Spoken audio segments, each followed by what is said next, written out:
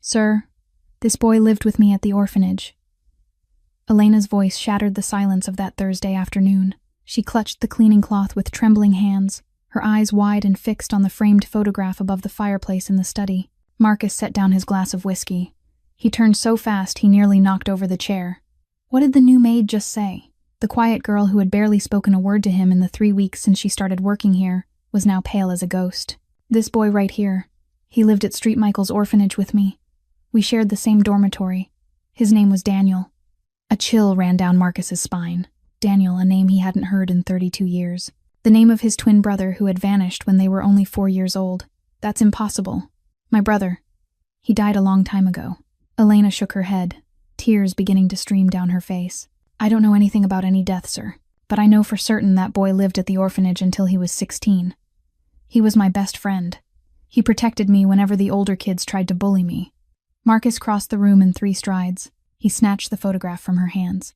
The boy in the picture was smiling, the same dark eyes he saw in the mirror every morning, the same facial structure, the same crooked smile that tilted slightly to the left. Are you sure? Absolutely sure, sir. I could never forget that face. Daniel always talked about a twin brother, about a big house, about a father who did dangerous work and always wore black suits. Marcus's throat tightened. His father had been Don Giovanni Blackwood, the most feared mob boss in Chicago. He always wore black suits. That was the legacy Marcus had inherited. He talked about his brother all the time. Elena continued, wiping her face with the back of her hand. He said one day you two would find each other again. He said his brother would never stop looking for him. Soft footsteps on the staircase interrupted their conversation. Ethan appeared at the study door, clutching the teddy bear he hadn't let go of since the accident. The 7-year-old boy's face was pale, his eyes frightened. Daddy, did something happen? Nothing, son. Go back to your room. But Ethan looked at Elena, and something in the maid's eyes seemed to calm the child. Elena managed a gentle smile despite the tears still wet on her cheeks. Hey, Ethan. Everything's fine, sweetie. Just boring grown-up talk. Ethan stood still for a few more seconds, looking from the maid to his father. Then he nodded slowly and climbed the stairs. But before disappearing down the hallway, he turned back once more, as if making sure Elena was still there. When the boy was gone, Marcus sank into the leather armchair. His legs could no longer bear the weight of this revelation. He had killed men without flinching. He had built an empire on blood and fear, but right now, his hands were shaking. Tell me everything, he said, his voice barely above a whisper. Everything you know about him. What do you think will happen next? Will Marcus find his long-lost twin brother after 32 years? Drop a comment below and let me know your thoughts. If you're hooked on this story, smash that like button and share it with someone who loves a good drama. And don't forget to subscribe so you won't miss the next chapter, trust me. You don't want to miss what's coming. Elena took a long, steady breath, then began to speak. She talked about the details she had never been able to forget through the 20 years of separation. Daniel had a crescent-shaped birthmark right behind his left ear, a pale brown mark he often tried to hide with his hair because he felt embarrassed. Marcus flinched, his hand tightening around the arm of the chair. That birthmark, he remembered it perfectly, because he had an identical one in the very same place. His mother had once told him it was the sign of twin children, the way heaven and earth marked that they belonged to each other. Elena went on, saying Daniel was left-handed, yet he could write and draw skillfully with both hands. Daniel said their father had taught him that when he was very young, to train his flexibility. Marcus felt his throat clamp shut. His father really had taught both brothers to write with 2 hands. He used to say that in their world, being adaptable could save your life. And there was more, Elena continued, her voice growing smaller, as if she were sinking into the past. Daniel always drew one picture. Every single day he drew it. 2 children holding hands, and a tall man in a black suit standing behind them. Daniel said that was his real family. Daniel said that one day he would find them again. Marcus rose abruptly, walked to the window, and turned his back to Elena. He didn't want her to see his eyes turning red and wet. 32 years. His little brother still remembered, still believed, still waited. Elena hesitated for a moment, then added one more thing. Daniel remembered something else, too. He said his big brother always called him Champ, and he remembered a very beautiful woman who played the piano every night. Marcus spun around, his eyes wide. His mother. She played the piano every evening before the 2 boys went to sleep. It was the last memory he had of her before she died of illness just 1 year after Daniel disappeared. Just then, the door to the study opened. An older woman walked in carrying a tray of tea. Mrs. Chen, the housekeeper who had been with the Blackwood family for more than 20 years. She set the tray down on the table, but her hands were trembling so badly the teacups rattled softly against their saucers. "I heard all of it," Mrs. Chen said, her voice thick with emotion. "Young Master Daniel. I still remember the day he vanished. The former master, Marcus's father, he never stopped suffering. He searched until the day he closed his eyes for the last time." Mrs. Chen wiped away her tears, then turned to look at Elena. There was no suspicion in her gaze, no guarded caution, the way Elena so often received from others in this house. "You're a good person," Mrs. Chen said slowly. "I don't misjudge people. 20 years in this home, I've seen every kind of person there is. If you say young Master Daniel is alive, I believe you." Warmth spread through Elena's chest. For the first time since she came here, someone believed her immediately, without proof, without demanding more explanation. She looked at Mrs. Chen with grateful eyes. Marcus turned back, his voice rough. "Where is he? Where is Daniel now?" Elena lowered her head, sorrow plain on her face. "I don't know, sir. When Daniel was 16, he ran away from the orphanage. He said he couldn't wait any longer, that he had to go and find his brother himself. I begged him to stay, but he'd already made up his mind. That was the last time I ever saw him." Marcus stood there as if turned to stone. 32 years. His brother had lived for 32 years and he hadn't known. Daniel had grown up in an orphanage, had waited, had hoped, had run away to look for him, and all that time, Marcus had believed his brother was dead. He clenched his hands until his knuckles went white. When his voice finally came, it was barely more than a breath. 32 years. He was alive for 32 years. That evening, after Marcus left the study with a face full of thought, Mrs. Chen led Elena down to the kitchen for tea. The sprawling mansion sank into silence, broken only by the steady tick of the wall clock counting each second with patient regularity. Mrs. Chen poured Elena a cup, then sat across from her, a shadow of sadness passing through her eyes as she looked toward the staircase leading to the second floor. "Are you wondering about the boy, Ethan?" Mrs.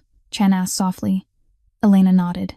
From her very first day here, she'd noticed the 7-year-old wasn't like other children. He never left his room, never spoke to anyone, only clutched an old, worn teddy bear, as if it were the one thing that kept him tethered to this world.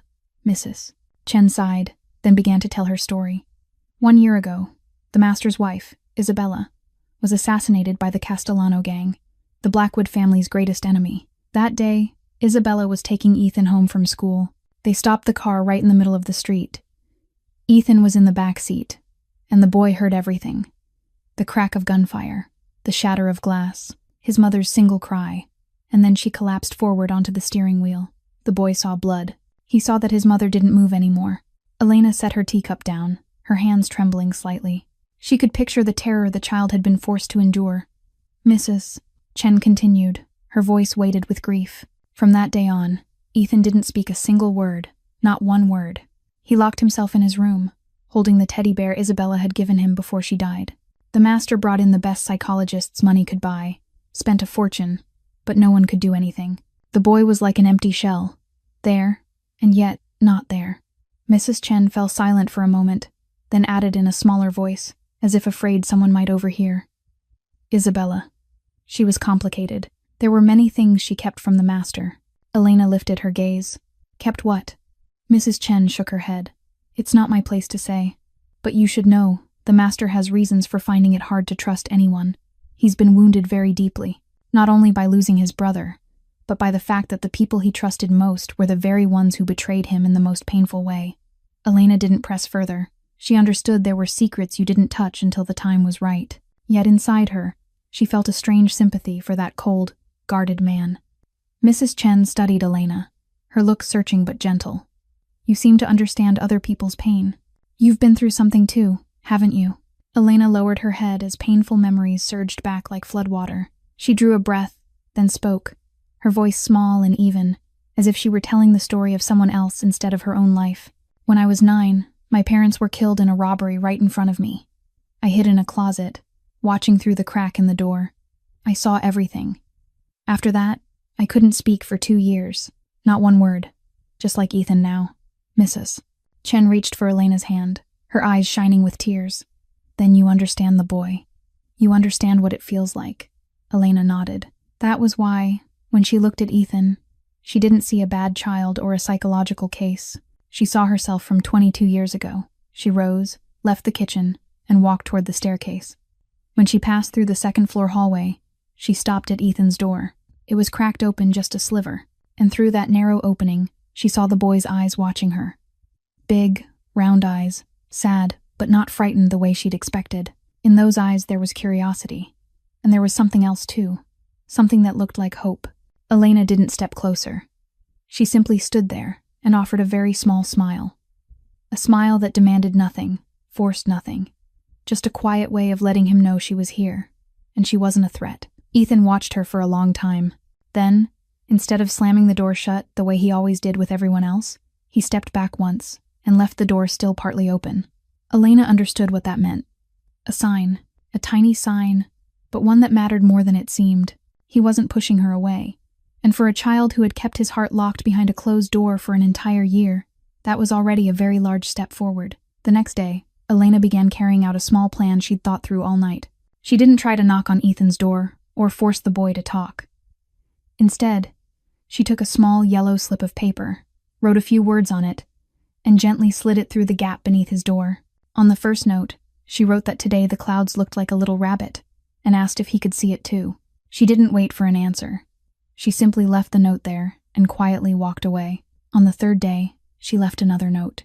This time she wrote that she'd noticed he liked the color blue, and she did too, blue like the ocean. On the fifth day, her note carried a different message. She wrote that he didn't have to speak, only to know that someone was here, someone who understood. On the seventh day, Elena spent the whole evening drawing a small cat on the yellow paper. She wrote that the cat's name was Whiskers, and that it was shy, just like us. She didn't know whether Ethan read those notes. She didn't know whether he cared. But every morning when she passed by his room, the yellow slips she'd left the day before were gone. Someone had picked them up. And Elena knew it wasn't Mrs. Chen or anyone else in the house. 1 week passed, then 2. Elena kept patiently leaving the yellow notes every day. She wrote about the weather, about the flowers in the garden, about the bird that perched on the kitchen window every morning. Small, ordinary things, but full of warmth. Late one night, Marcus walked past his son's room after he'd finished dealing with work. He meant to head straight to his own room as usual, but the light spilling through the crack under Ethan's door made him stop. Normally, his son turned the light off early and curled up in the dark. He stepped closer, carefully, and looked through the slightly open door. And what he saw made him go still. Ethan was sitting on the bed, holding a yellow slip of paper with the drawing of a cat, and on the boy's lips was a smile. A small smile, light as a butterfly's wing, but it was a real smile. For the first time in 1 year, Marcus saw his son smile. He stood there a long time, not daring to move, afraid of breaking the moment. Tears rose, but he forced them back. That night, he couldn't sleep. The next morning, Marcus called Elena into the study. When the door closed behind her, Elena felt her heart pounding. She thought she'd done something wrong. Maybe she'd crossed the line for a maid. Maybe she was about to be dismissed. Marcus stood with his back to her, staring out the window. His voice was rough when he spoke. "What did you do to my son?" Elena swallowed, her voice trembling slightly. "I only left a few notes under his door, sir. Small notes with a few lines. I didn't force him to do anything." Marcus turned around, his expression hard to read. "Why? That isn't your job." Elena took a deep breath. "Because I know what that feels like. Feeling so afraid you can't speak. Feeling like no one in this world understands you. I've been in that darkness. And I know that sometimes what a child needs isn't doctors or medicine, but simply to know that someone is nearby, not judging, not demanding anything at all." Marcus was silent for a long time. Then he asked, his voice softening just a little, "Where did you learn this?" Elena lowered her eyes. "I always dreamed of becoming a teacher. I read a lot of books about child psychology, about how to help wounded children, but an orphan like me didn't have the chance to go to college." Marcus looked at her, and for the first time, his gaze wasn't cold or suspicious. In the eyes of that powerful man, there was something else, something close to respect. "Starting today," he said slowly, "your main job is to take care of Ethan. I'm going to triple your pay. If you need anything, tell Mrs. Chen." Elena's eyes widened, unable to believe what she'd just heard. She tried to say something, but Marcus had already turned back to the window, signaling the conversation was over. She bowed her head in thanks and left the room. Outside, Mrs. Chen was waiting. She looked at Elena with a warm smile. I told you. You're someone special. Immediately after his conversation with Elena, Marcus began to move. He wasn't the kind of man who sat and waited when there was something he could do. He called Tony, the best information technology specialist in the organization. He reached out to the private investigators he'd hired for his most critical cases. He activated the entire network spread across the United States, the people in the shadows he'd built up over 20 years. Find Daniel Blackwood, he ordered. Use every resource. I don't care how much money it costs or how long it takes. Find my brother. Elena was called in to provide more information. She sat in Marcus's study, trying to remember every smallest detail she knew about Daniel. He always dreamed of becoming an artist, Elena said. He drew beautifully, especially people. He loved the sea. Always said he wanted to live somewhere he could see the ocean every day. And he hated being confined, hated rigid rules. Maybe that was why he couldn't stand life in the orphanage. Marcus wrote down every detail. Did he use another name? Elena thought for a moment. At the orphanage, the kids used to call him Danny. And sometimes, he signed his drawings as Danny Black, taken from his Blackwood surname. The information went out everywhere. Hackers began digging through every database, from police records to hospital files, from rental lists to social media accounts. Private investigators combed through major cities, especially places with street artist communities. 3 days later, the first lead appeared. A man named Daniel Blackwood had once been arrested for painting graffiti on a wall in New York about 10 years earlier. The file showed he was fined and released. After that, the name Daniel Blackwood vanished completely from the system, as if that person no longer existed. But 1 week later, another rumor surfaced. An investigator on the West Coast reported that there was a fairly well-known street artist in San Francisco named Danny Black. He drew portraits for tourists at Fisherman's Wharf.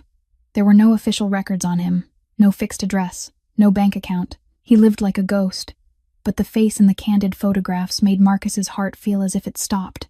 It was exactly like his. While waiting for final confirmation, Marcus often stood alone in his study at night, looking at the photograph of the twin boys on the mantel. He wondered whether Daniel still remembered him, whether his brother knew what he had become. Marcus had killed people. He had tortured enemies. He had built an empire on other people's blood and tears. He was a Mafia boss, a name that made people afraid. Would Daniel want to meet a brother like that? Or would his brother feel disgust when he learned the truth? One evening, Mrs. Chen entered the room when she saw Marcus still standing there in the dark. She placed a hand on his shoulder, her voice gentle but certain. He's your own flesh and blood. Flesh and blood doesn't judge. Flesh and blood forgives. No matter who you are, no matter what you've done, he's still your brother, and you're still his brother. Don't let fear stop you from finding your family again. Marcus didn't speak, but he took Mrs. Chen's wrinkled hand and gave it a small squeeze, a silent thank you. Just then, the phone on the desk rang sharply. Marcus picked up, his heart beating faster. Tony's voice came through the line, excited. We found him, boss. Daniel Blackwood, 36 years old, street artist, currently living and working at Fisherman's Wharf, San Francisco. We confirmed his identity through facial matching. It's 100% him. Marcus stood there with the phone still pressed to his ear, but for a long moment he couldn't say anything at all. 32 years. 32 years of searching. 32 years of suffering. 32 years of believing his brother was dead. And now, at last, he had found him. He whispered, his voice thick and breaking. We found him. Marcus didn't tell anyone. He simply took his private jet and flew straight to San Francisco in the middle of the night. The entire flight, he couldn't sleep. He kept staring at the photograph of Daniel the investigators had sent him. That face, those lines. It was like looking into a mirror, 32 years apart, and yet they still matched down to the smallest detail. The next morning, Marcus arrived at Fisherman's Wharf just as the sun was coming up. The waterfront was already alive with tourists, street vendors, and artists. He walked along the path beside the sea, his heart pounding hard in his chest. Then he saw him. Daniel sat on a small wooden chair, an easel set in front of him. He was drawing a portrait for a young woman, his hand guiding the brush gently across the canvas. Marcus stopped about 10 steps away, not daring to come any closer. He only stood there and watched. They looked strangely the same, and yet they were completely different. Marcus in an expensive black suit, a Rolex flashing on his wrist, the cold, sharp gaze of a Mafia boss. Daniel in an old hoodie worn thin at the shoulders, hands stained with paint, a soft, warm smile as he talked with his customer.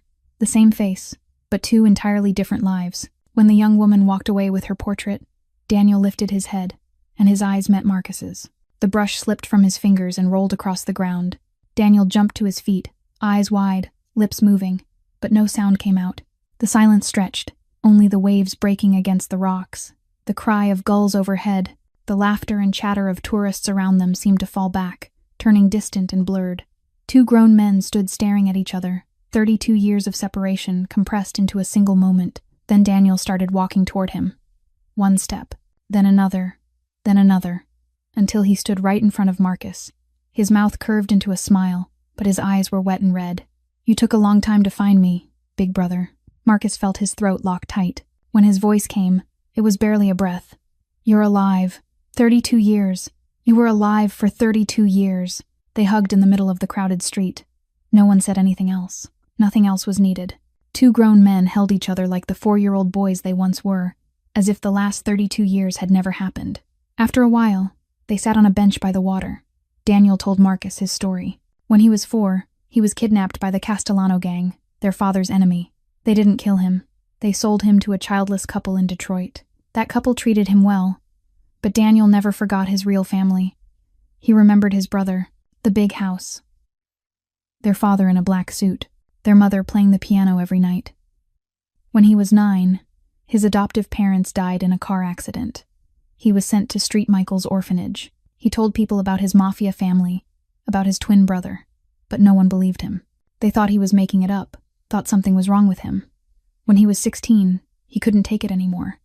He ran away, deciding to find his brother on his own, but he was just a kid with no money, no family, no leads. He drifted, doing whatever work he could to survive, and he learned to draw from street artists he met along the way. He searched for Marcus, but he didn't know where to start, didn't know whether Marcus was still alive or already dead.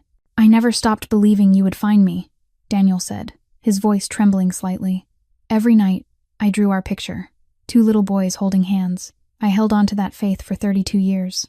Marcus felt tears running down his cheeks. For the first time in 20 years, he cried. He wasn't a cold Mafia boss anymore. He was only a brother who had lost his brother for far too long. "I'm sorry," he whispered. "I should have found you sooner." Daniel rested a hand on his shoulder, a gentle smile on his lips. "You found me now. That's what matters most." On the private flight back to Chicago, the two brothers sat side by side. Daniel looked out the window at the clouds below.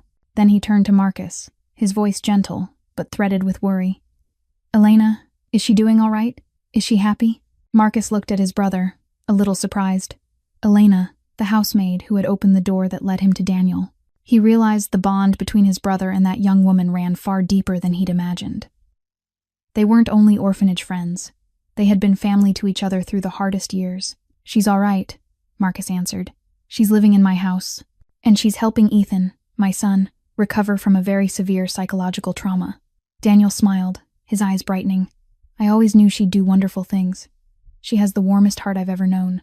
Marcus didn't speak, but inside him a thought began to take shape. That girl wasn't just a maid. She was the one who had given him back his brother, the one who was healing his son. She was far more extraordinary than he'd ever allowed himself to believe. When Marcus and Daniel stepped into the mansion, Elena was wiping down a table in the living room. She heard footsteps and looked up. The cloth slipped from her hand. She stood there as if turned to stone, one hand flying to cover her mouth, eyes wide, unable to believe what she was seeing. "Danny," she whispered, her voice trembling. The man beside Marcus smiled, that gentle smile she had never forgotten, even after 20 years had passed. "Hello, little sister," Daniel said, his voice warm. Elena ran to him and threw her arms around him, sobbing. 20 years. 20 years of thinking she'd lost him forever. 20 years of praying every night that he was safe somewhere out there. And now he was here, in her arms. Daniel held her tightly, stroking her hair the way he used to, when they were still at the orphanage. "I'm sorry I didn't come back for you," he whispered. "I promised I would." Elena shook her head, tears still falling. "It's all right. You found your family. That's enough." A small sound from the staircase made everyone turn. Ethan was hiding behind his bedroom door, his big eyes fixed on the unfamiliar man with a mix of curiosity and caution. Daniel gently let go of Elena and crouched until he was level with the boy's gaze. He pulled a small paintbrush and a sheet of paper from his pocket. "I heard you like drawing," Daniel said softly. "I do too. Do you want to see what I can draw?" Ethan didn't answer, but he didn't run away either. Daniel began to draw on the paper, his strokes quick and steady. In just a few minutes, a majestic dragon appeared, wings spread wide as if it were rising into the sky. Ethan's eyes widened, and for the first time in a long while, the boy stepped out of hiding on his own. He walked over to Daniel, staring at the drawing with open admiration. Daniel held the paintbrush out to him. "Your turn." Ethan hesitated, then took the brush. He scribbled in the corner of the paper, clumsy lines drawn by a 7-year-old hand. But when he finished, he looked up at Daniel and spoke, his voice small and rough from being unused for so long. "Uncle Danny." The whole room seemed to stop breathing. Elena lifted a hand to her mouth, tears spilling over again. Mrs. Chen stood in the kitchen doorway, crying soundlessly. Marcus stood in the corner of the room, tears sliding down the cheeks of a man who hadn't cried in front of anyone for 20 years. He had to turn away because he didn't want anyone to see him like this. "Mrs. Chen stepped forward and put her arms around Elena. "You brought this family back to life," she whispered. The days that followed were the happiest days the Blackwood mansion had ever known. Laughter rang through rooms that had once been drowned in silence. Marcus began coming home earlier, no longer staying at the office until deep into the night the way he used to. One evening, the whole family sat down together around the large dining table in the dining room. Marcus, Daniel, Elena, and Ethan. Elena cooked a simple meal. Nothing fancy, but warm in the way comfort is warm. Everyone praised it. Everyone smiled. Ethan sat pressed close to Elena through the entire meal, refusing to leave her side for even a step. That night, Marcus passed Ethan's room and stopped at the door. Elena was sitting beside his son's bed, singing a soft lullaby. Her voice wasn't perfect, but it was full of love. Ethan was sleeping deeply, his face peaceful, as if he'd never had a nightmare in his life. Marcus stood there a long time, his chest tightening with a feeling he couldn't name. He hadn't felt anything like it since Isabella was alive. No, this was stronger than that, deeper than that, truer than that. While the whole family was enjoying a warm dinner inside, a figure stood utterly still in the darkness outside the mansion. Victor Kane, 40 years old, Marcus's right hand for 15 years. He stood by the fence, his gaze cutting through the glass into the brightly lit dining room. He saw Marcus laughing, a smile he hadn't seen on his boss's face in many years. He saw Daniel, the lost younger brother, now sitting beside Marcus, as if those 32 years of separation had never existed. He saw Elena, the nameless maid, seated beside Ethan, the boy now smiling and talking like an ordinary child. And Victor felt anger boil and surge inside his chest. 15 years he had built this empire alongside Marcus. 15 years of cleaning up bodies, laundering money, negotiating with enemies, doing the dirtiest work so Marcus could keep his hands clean. 15 years of absolute loyalty, without a single complaint, without a single act of betrayal. And what did he get? A generous salary, yes. Respect inside the organization, yes. But he was never treated like family. Then one fine day, a lost brother appeared and was instantly treated like a prince. A nameless maid walked in and made Marcus Blackwood, the coldest mafia boss in Chicago, turn soft like this. Marcus was losing focus. He was spending too much time on family, too little time on business. The empire was starting to sway, and he didn't even see it. And Victor wasn't going to let everything he had built collapse because of a maid and a drifting painter. Victor turned his back and stepped into the shadows. He remembered the night before, sitting in the underground casino on the south side, watching the pile of chips in front of him grow thinner and thinner. He'd lost badly. $2 million owed to the Castellano gang, Marcus's sworn enemy. He didn't have the money to pay, and the Castellano crew weren't the kind of people who waited patiently. He needed money, a lot of money. Or he needed something to pay with, something more valuable than money. Victor stopped at the corner of the garden, pulled out his phone, and dialed a number he had saved but had never dared to call, not until today. After a few rings, a cold voice came through the line. "Victor, I didn't expect you to call." Victor drew a deep breath. Blackwood is getting soft. There's a maid. She's his weakness. Silence for a moment. Then the voice replied, "Then remove her." Victor smiled, a smile cold as ice. "I've already got a plan. Give me 1 week." He ended the call and looked back toward the window. Elena was smiling at Ethan, clearing the table, completely unaware that darkness was crouched just beyond the glass. Victor watched her, his eyes hard as stone. "Enjoy it, little maid. Enjoy it while you can." 1 week later, Victor's plan began. Early that morning, Mrs. Chen went into the master bedroom to tidy up as usual. She stopped short when she saw Isabella's jewelry cabinet standing open. She remembered clearly that she had locked it the day before. Her heart started to race as she stepped closer to check. And when she looked inside, The blood in her veins seemed to turn to ice. The diamond necklace was gone. It was the most precious keepsake Isabella had left behind, the piece Marcus had given his wife on their wedding day. After Isabella died, Marcus had placed it in the cabinet and never opened it again. It was the one thing he kept to remember her by. Mrs. Chen ran to find Marcus at once. She told him what she'd seen, her voice shaking with worry. Marcus shot to his feet, his face draining pale.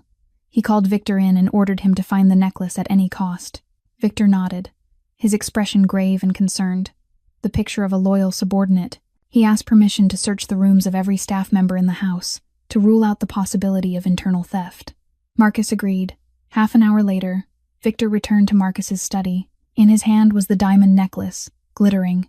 His face looked pained, as if he had just been forced to do something difficult. "Where did you find it?" Marcus asked, his voice cold as ice.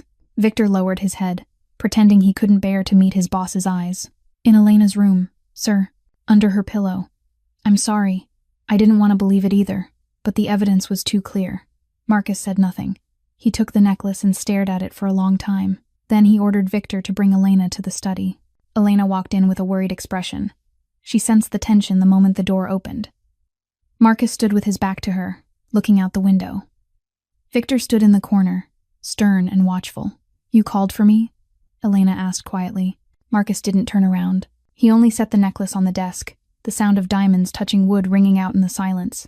Elena looked at the necklace and her face went pale. "What is this?" Marcus turned, his eyes colder than she had ever seen, as if he had never once looked at her with warmth at all. "You tell me. I've never seen this before," Elena said, her voice beginning to tremble. "I didn't take it. It was found in your room," Marcus said slowly. "Under your pillow." Elena shook her head as tears began to spill. "No, someone put it there. Someone is setting me up."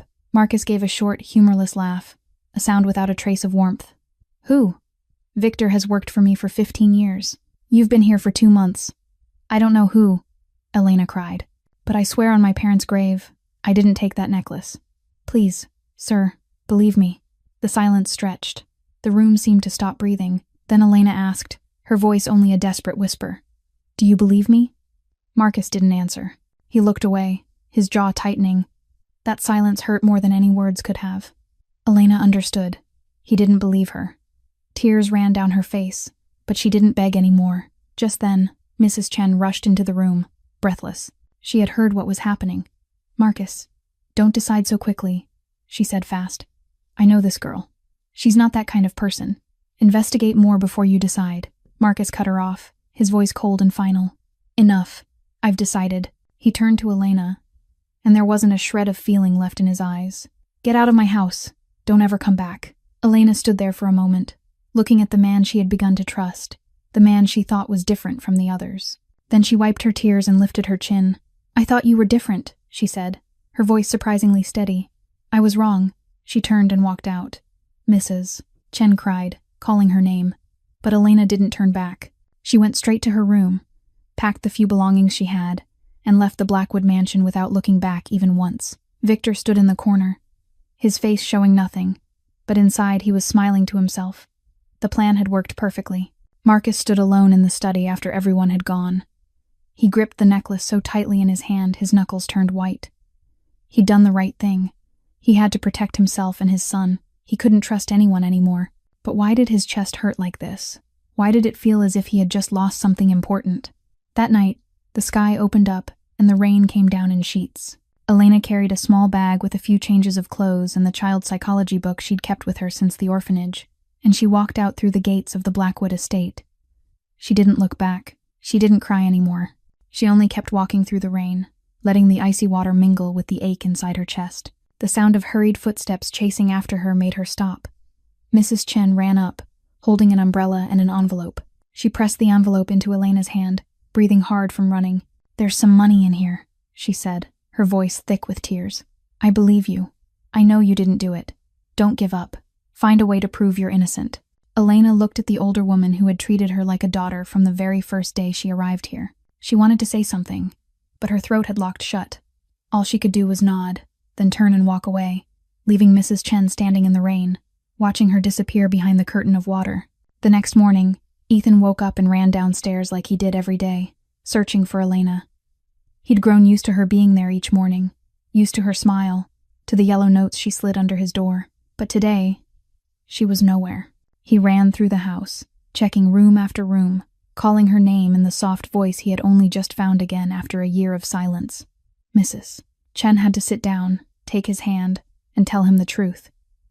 Elena is gone, sweetheart. She isn't here anymore. Ethan went still. His eyes widened, full of confusion. Then, as if someone had switched off the light inside him, the brightness in Ethan's gaze went out. He turned, ran up the stairs, went into his room, and slammed the door. After that, he didn't speak another word. All the progress Elena had helped him make over the past weeks dissolved in a single night. He became an empty shell again, curled up on the bed, clutching his mother's teddy bear and the yellow slips of paper Elena had written for him. When Daniel heard, he stormed straight into Marcus's study without knocking. His face was flushed with anger, his hands clenched into fists. "What did you do?" Daniel shouted. "She's innocent." Marcus sat behind his desk, his face cold as stone. "You don't know that." Daniel stepped closer and slammed his palm on the desk. "I know her. I grew up with her. She would never steal anything." Marcus stood, facing his brother. "People change. People lie. I learned that the hard way." Daniel stared at him, his eyes full of disappointment and pain. "This is about Isabella, isn't it?" Marcus froze. His silence was the answer. Daniel moved closer, his voice softening a little. "Tell me, what happened?" Marcus turned his back, staring out the window. A long time passed before he spoke, his voice sounding like every word was a blade carving into his heart. "Isabella, 3 months before she died, I found out she was feeding information to the Castellano family, our biggest enemy." Daniel stood motionless, shocked. Marcus continued, bitterness in his voice. "She was a spy. Our entire marriage was a lie. I confronted her. She begged for forgiveness. I didn't know what to do." He drew in a deep breath, pain etched into every line of his face. "Then they killed her. The Castellano gang. She wasn't useful to them anymore, so they got rid of her. I couldn't save her. I couldn't trust her. And now, I can't trust anyone anymore." Silence covered the room. Daniel stood there, taking in what his brother had just said. Then he spoke, his voice sorrowful but firm. "So you're punishing Elena for Isabella's sins?" Marcus turned back. "I'm protecting myself. Protecting Ethan." "No," Daniel shook his head. "You're destroying the only good thing that has happened to this family. Elena isn't Isabella. She's the one who brought me back to you. She's the one who saved your son, and you threw her out because you're too afraid to trust again." Marcus said nothing. He couldn't, because deep down he knew his brother was right. But he'd gone too far. He didn't know how to turn back. Daniel walked toward the door. Before he left, he stopped and spoke without turning around. "I'm going to prove she's innocent. And when I do, you'd better be ready to beg for forgiveness." The door closed. Marcus stood alone in the empty room, looking down at the diamond necklace, still lying on the desk. He had been right to send Elena away. He had to be right. Because if he was wrong, he hadn't only lost her, he had lost himself. Elena sat in a shabby apartment in an unsafe neighborhood on the south side of Chicago. The room was tiny, the walls blotched with damp. The old bed creaked every time she shifted, and the window wouldn't seal, so cold air kept slipping in all night long. The money Mrs. Chen had given her was nearly gone. She couldn't find work because she had no reference, no stable address, and no one was willing to trust a young woman who'd just been fired for stealing. She sat by the window, watching the rain fall outside, her arms wrapped around the educational psychology book she'd carried with her from the orphanage. That book was her dream, her hope that one day she would become a teacher and help wounded children the way she once needed to be helped. But now, that dream felt farther away than it had ever been. Tears fell onto the pages, blurring the words. She thought back to the night 20 years ago, the night Daniel ran away from the orphanage. She'd been 11 then, and Daniel had been 16. They stood behind the orphanage, beneath a faint moon, and Daniel held her hand and said he was going to find his brother, and then he would come back for her. He promised. Little Elena had asked, her voice trembling, "What if you can't find him?" Daniel smiled, that warm smile she had never been able to forget. "I will find him, and we'll be a family. You, me, and my brother. I promise you that." 20 years had passed. That promise still hadn't come true. And now, when they had finally found each other, when the family Daniel had promised had almost become real, everything had collapsed in a single night. At the same time, In the Blackwood mansion, Marcus sat alone in his pitch-dark study. He didn't turn on the lights. He didn't drink. He only sat there, staring into nothing, letting the darkness swallow him whole. Ethan hadn't left his room since the day Elena walked out. The boy had fallen back into silence, curled up on his bed with his teddy bear and the old yellow notes. Mrs. Chen set food outside his door, but the plate was still untouched when she returned. The mansion was silent as a grave, exactly as it had been before Elena ever arrived. Marcus lifted the diamond necklace and stared at it in the moonlight slipping through the window. Then he looked at the photograph of the twin boys on the mantel. He had done the right thing. He had to have done the right thing. But why did the question keep rising in him? Was I wrong? Elena's phone vibrated, pulling her out of the dark drift of her thoughts. She looked at the screen and saw Daniel's name. She hesitated, then answered. Daniel's voice came through the line, steady with determination. I'm going to find the truth. Don't give up. Our promise is still alive. Daniel didn't have money to hire private investigators, but he had something else, his connections to people inside the Blackwood mansion. He went to Mrs. Chen and asked for her help. Mrs. Chen didn't hesitate. She had believed Elena from the beginning, and she would do anything to prove that young woman was innocent. She contacted Tony, the information technology specialist who had worked for Marcus for more than 10 years. Tony was loyal to the Blackwood family, and more importantly, he didn't believe Elena was a thief either. Something isn't right about this, Tony said when he met Daniel in a small cafe in the suburbs. I'll check the house security cameras. If someone set her up, the cameras will have recorded it. It took Tony 2 days to hack into the mansion's security camera system without Victor or anyone else noticing. And what he found shocked both Daniel and Mrs. Chen. Footage from the second-floor hallway camera clearly showed that at 3 o'clock in the morning, the night before the necklace was found, Victor Kane had slipped into Elena's room. He was holding something in his hand, went straight to her bed, and hid it under her pillow. The whole thing took less than 2 minutes. He left the room with a cold expression, without a flicker of hesitation. Daniel's hands tightened into fists as he watched the video. That man, he framed her. But Tony didn't stop there. He dug deeper, hacking into Victor's phone remotely. And what he uncovered was far more serious. Victor had a massive gambling debt, $2 million, owed to the Castellano gang. He had lost everything in underground casinos and had no way to pay it back. But what made Daniel's blood boil were the messages Victor had sent to someone in the Castellano gang. Blackwood is losing focus. His empire is weakening. Hand control over to me, and I'll pay everything off. Daniel read those lines again and again, rage surging inside him. Victor hadn't only framed Elena. He was betraying Marcus, selling out the entire empire he had helped build over 15 years. That very afternoon, Daniel stormed into Marcus's study. He set a laptop on the desk and opened the security video without saying a word. Marcus looked at his brother with irritation, but he turned to the screen, and what he saw made him spring to his feet. The video showed Victor sneaking into Elena's room at 3 o'clock in the morning, hiding something under her pillow. Marcus's face shifted from doubt to shock, then from shock to fury. A fury that was cold, terrifying, and far worse than any outburst Daniel had ever seen. "Victor," Marcus roared, his voice like the growl of a wounded beast. Daniel pulled up the messages Tony had found. "He framed her," Daniel said. "He used her to destroy you from the inside. He owes the Castellano gang $2 million and he's selling you out to pay his debt." Marcus read the messages, each word like a knife driven into his back. 15 years. Victor had worked for him for 15 years. Marcus had trusted him the way he trusted his own hands. And Victor betrayed him. Marcus had thrown an innocent woman out of his home, while the true enemy stood beside him the whole time. Marcus didn't say another word. He walked to the desk, opened the drawer, and took out a gun. He checked the magazine, then looked at Daniel, his eyes ice-cold and burning with rage. "Call everyone. Right now." Marcus called Victor and told him to come to an old warehouse on the south side to discuss something important. His voice was as normal as it always was, without a trace of suspicion or anger. Victor had no idea it was a trap. He arrived at 9 o'clock that night, walking in with the confident air of a loyal right hand. The warehouse was vast and dark, with only a single light burning in the middle. Marcus sat there with his back to the door, a battered wooden table in front of him. "You sent for me, boss?" Victor asked as he stepped inside, his voice still coated in false respect. Marcus didn't turn around. "How long has it been, Victor?"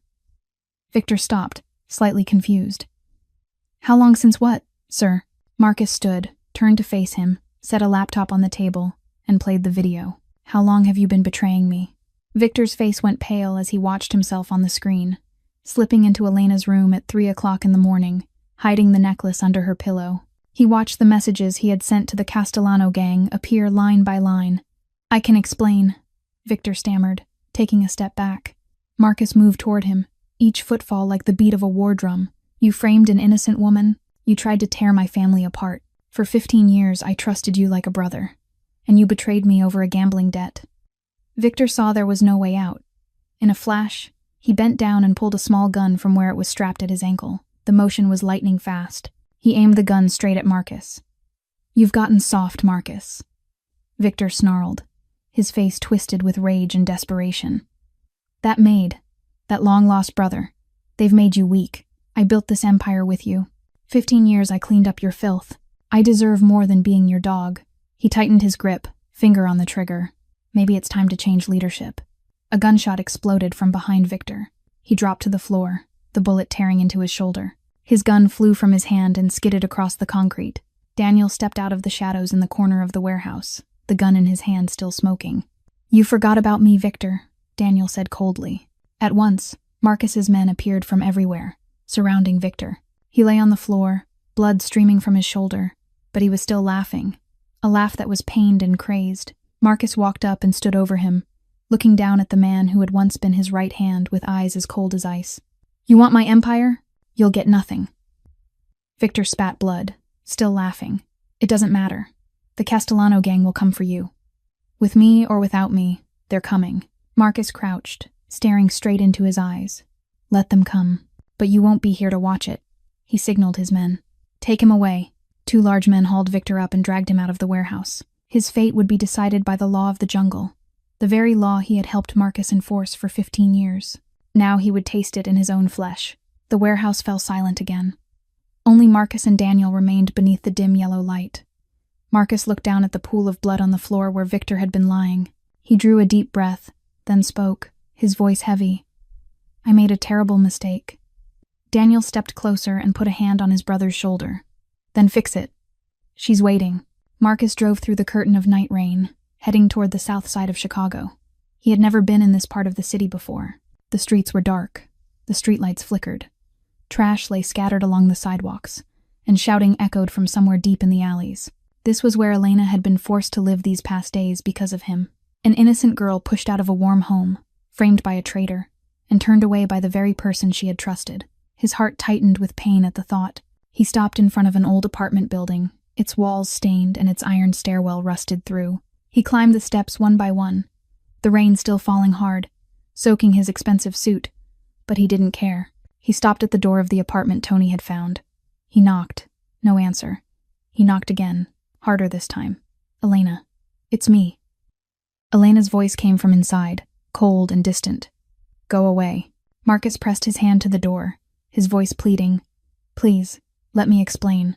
"There's nothing to explain," Elena replied, her voice trembling slightly as if she were holding back everything she felt. "You didn't believe me. That's all I needed to know." Marcus stood there a moment, his forehead resting against the cold wood. Then he slowly sat down, his back against the wall beside the door. He didn't have the strength to stand anymore. He spoke through the narrow gap, his voice shaking and full of pain. "I was wrong. I know I was wrong. And I'm afraid. Elena, I'm afraid of trusting someone and being betrayed again." He drew a deep breath and closed his eyes. "Isabella, my wife, 3 months before she died, I found out she was a spy. She fed information to my enemies for years. Our entire marriage was a lie, silence from inside. But Marcus knew Elena was listening. He went on, "I thought that if I never trusted anyone again, I'd never be hurt again. I built a wall around myself, around my son, and I didn't let anyone in. Then you came." His voice caught. "You found my brother after 32 years. You saved my son with those small yellow notes. You made me want to live, not just exist. And when Victor framed you, I didn't have the courage to believe. I chose safety instead of choosing you. That was the biggest mistake of my life." He stopped, tears running down his cheeks. "But you aren't, Isabella. You're Elena. You're the most extraordinary person I've ever met. And I pushed you away because I was too cowardly to open my heart again." The silence stretched. Marcus sat there in the damp darkness of the hallway, waiting. Then he heard the lock turn. The door opened slowly. Elena stood there, her face thinner now, her eyes swollen from crying too much, and yet she was still beautiful. Beautiful in a way no one else could ever be. Marcus was still on the floor. He looked up at her. "You hurt me, Marcus," Elena said, her voice trembling. "Worse than anyone has ever hurt me. I trusted you. I started to think maybe I'd found a family. And you shattered it all in one night." Marcus nodded, taking every word. "I know," he whispered, "and I'll spend the rest of my life making it up to you, if you'll let me." Elena looked at him for a long time. Then she shook her head. "I'm not ready to forgive you." Marcus's heart felt like it was being crushed. He lowered his gaze, unable to look into her eyes. "I understand. I deserve that." But then Elena continued, her voice softening just a little. "But Mrs. Chen told me Ethan stopped speaking again. He hasn't left his room since the day I left." Marcus looked up, hope flooding his face. "I'll come back," Elena said slowly. "For Ethan, not for you. Not yet." She stepped past him where he sat. Without looking back, she went down the stairs, walked out into the night rain, toward Marcus's car. Marcus stayed there a moment longer, watching her disappear. Then he stood, wiping rain and tears from his face. She had given him a chance. Just one chance, small and fragile as a thread, and he knew what he had to do. He couldn't only speak. He had to prove it with action. He had to show her he was worthy of her trust, worthy of her love. No matter how long it took, he would. When Elena stepped into the Blackwood mansion the next morning, small footsteps sounded on the stairs. Ethan came rushing down like a whirlwind, throwing himself straight into her arms. He clung to her tightly, sobbing, his voice stumbling from emotion. "Don't go again. Don't ever go again." Elena dropped to her knees and gathered him against her, her own tears falling too. "Never," she whispered. "I promise." Mrs. Chen stood in the corner of the kitchen, wiping her eyes with her apron. She watched the scene with joy breaking open inside her. The girl had come back. This family could finally be stitched together again. Marcus stood in the doorway of his study, watching Elena and Ethan from a distance. He didn't walk over. He didn't say a word. He understood she needed time and space. He wouldn't force her, wouldn't demand anything. He would prove it through actions, not words. The very next day, Marcus summoned the entire organization. In front of hundreds of men, he announced Victor Kane's betrayal and declared Elena Torres completely innocent.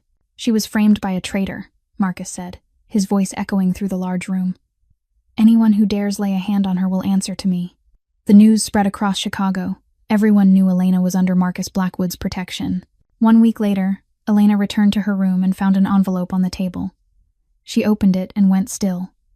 It was an acceptance letter to the University of Chicago, in the field of education. The tuition had been paid in full for 4 years. There was no note, no explanation. But she knew who it was from. She looked out the window and saw Marcus in the garden with Ethan.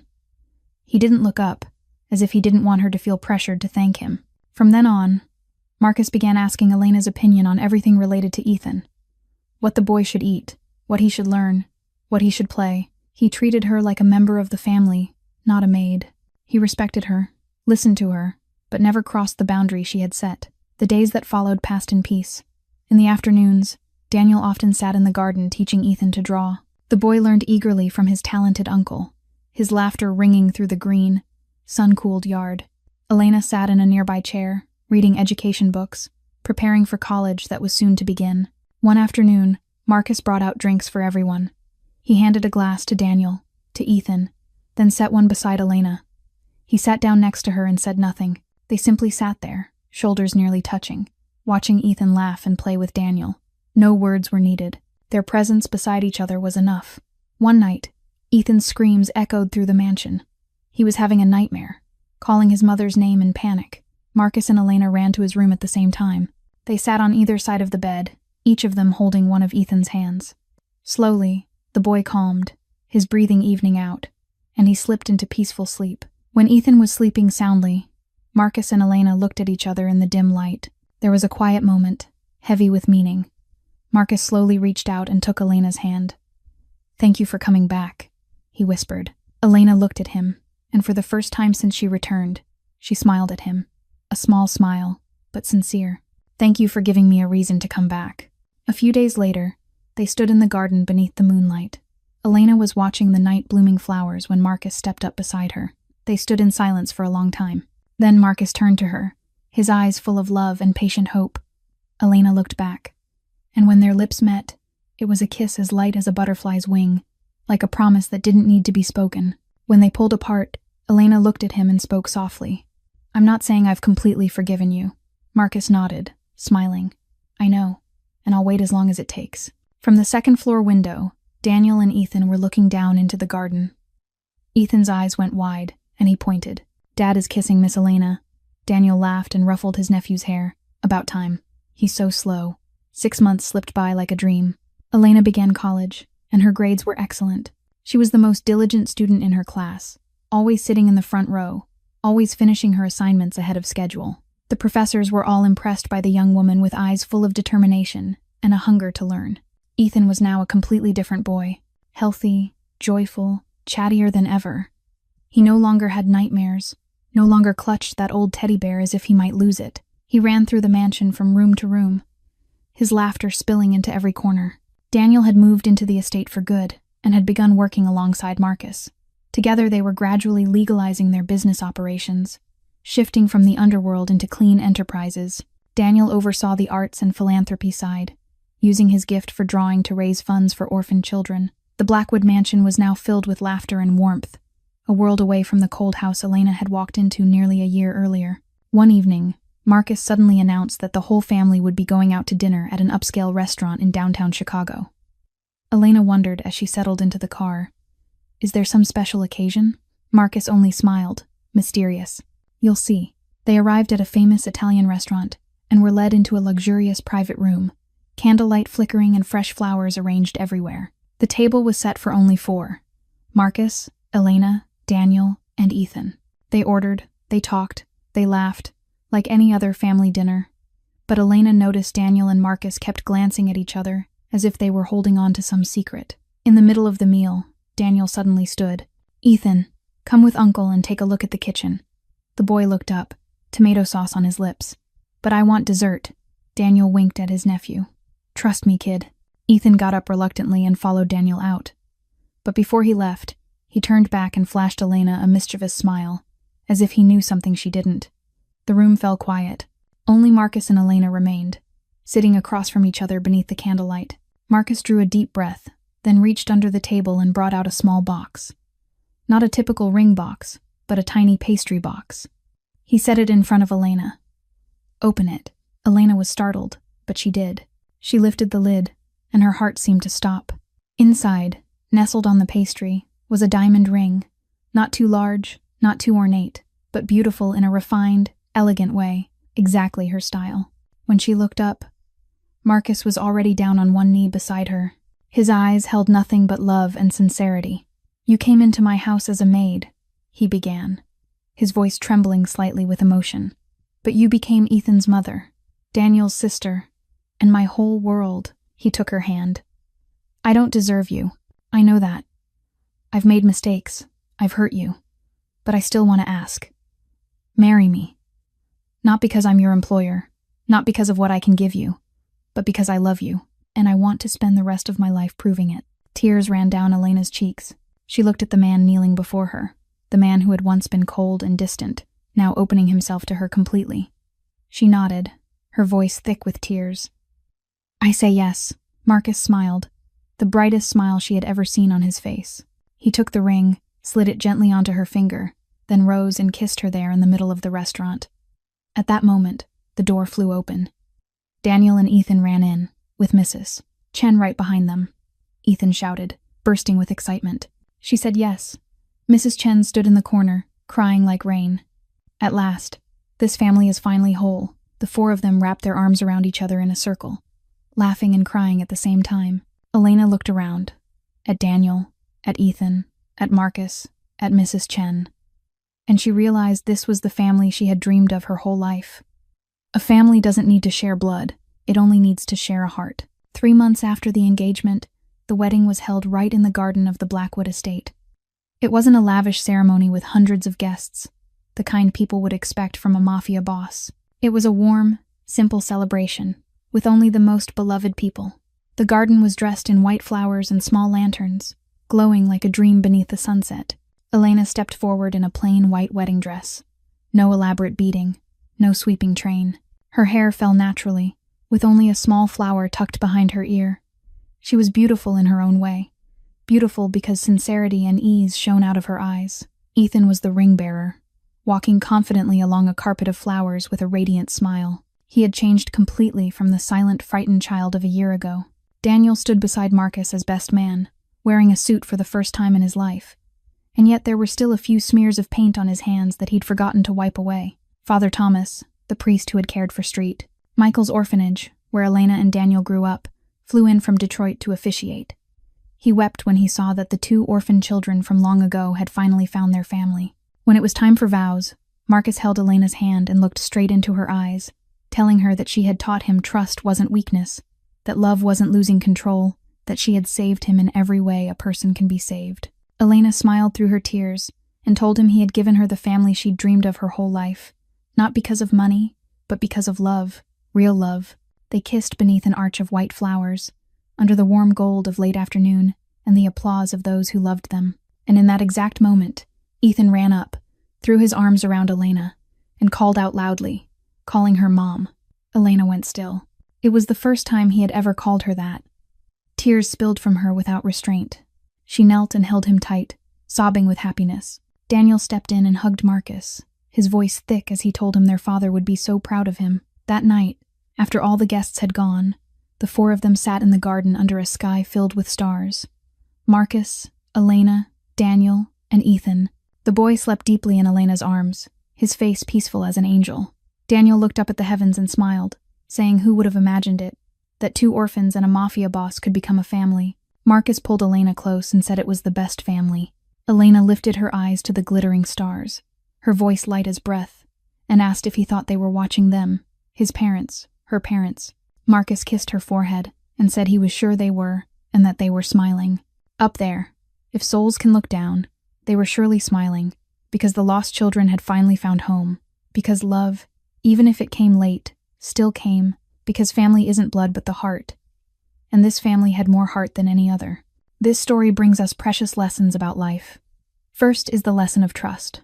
Marcus lost too much because he didn't dare to trust. But in the end, he learned that trust isn't weakness, it's strength. Second is the lesson of patience and forgiveness. Elena didn't forgive immediately. She gave Marcus time to prove himself through action, and that is real forgiveness. Third is the lesson of family. Family doesn't have to be people who share blood. Family is the people who love one another, protect one another, and are willing to sacrifice for one another. And finally, the lesson of hope. No matter how hard life gets, no matter how many times you're pushed into the abyss, as long as you don't give up, happiness will come. Dear friends, how did this story make you feel? Was Marcus too slow to trust Elena? Did Victor receive the punishment he deserved?